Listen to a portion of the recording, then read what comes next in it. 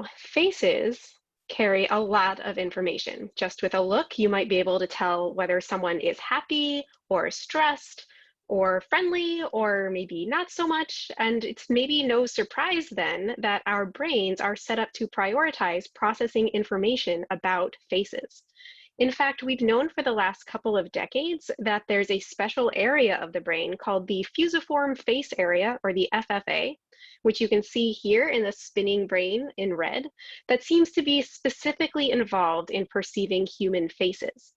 But did we develop this face-specific region of the brain in response to seeing lots of other human faces over our lifetime? Or is this nature rather than nurture, and somehow it's built in? This is part of a fundamental debate that goes way back about why the brain is structured the way it is, and a new study from MIT has some information to add.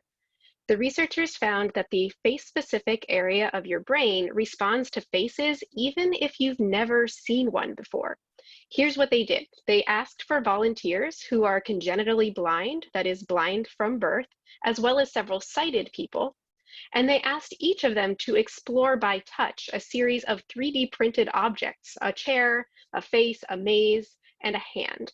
And at the same time, they put them in an MRI machine to image their brains.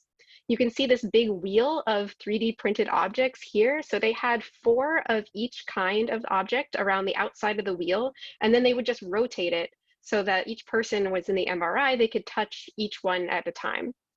So MRI stands for magnetic resonance imaging, and this machine uses magnetic fields and radio waves to non-invasively image the structure of soft tissues inside the body, like the brain.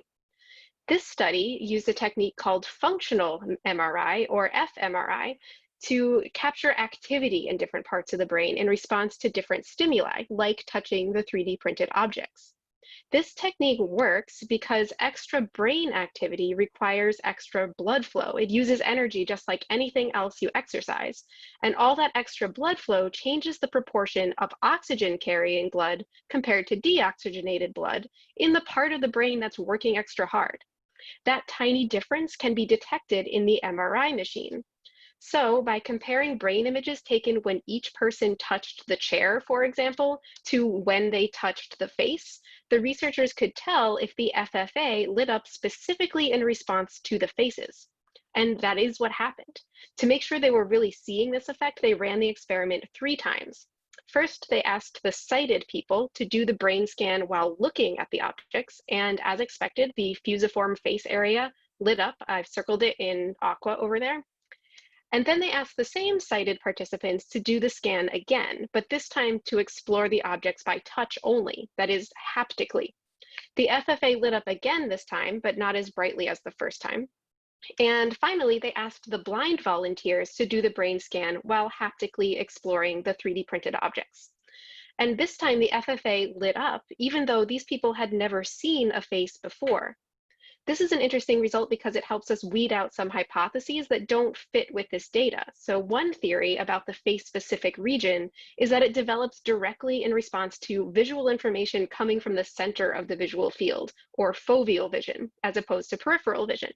Since we normally shift our gaze to center other human faces, the idea would be that maybe this part of the brain is triggered just because triggered by faces in particular, just because we happen to put them in the middle of our view.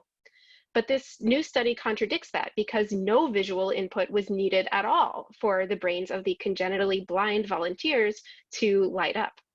So the researchers then wondered whether the area might just be sensitive to curved objects over rectangular ones and maybe not specific to faces. So to test that, they asked the blind participants to handle a few other 3D printed shapes like cube spheres and eggs. And the FFA didn't respond to the curved shapes any more than to the rectangular ones. So it does seem to have something to do with faces in particular.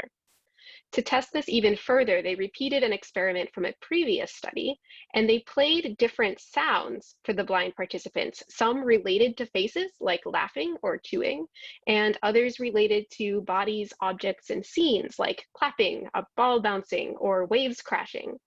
And this time, the FFA did respond specifically to the face-related sounds. But why does this happen? By looking at how the different brain regions respond together or don't, the team analyzed the connectivity fingerprints of both the sighted and the blind participants. And they found significant similarities, suggesting that some basic wiring of the brain happens early in development that determines where this responsiveness to faces takes place. So that's a step toward the nature side of the debate over nurture, at least for this specific aspect of brain function. And it just goes to show you how important other human faces are, even if you've never seen one.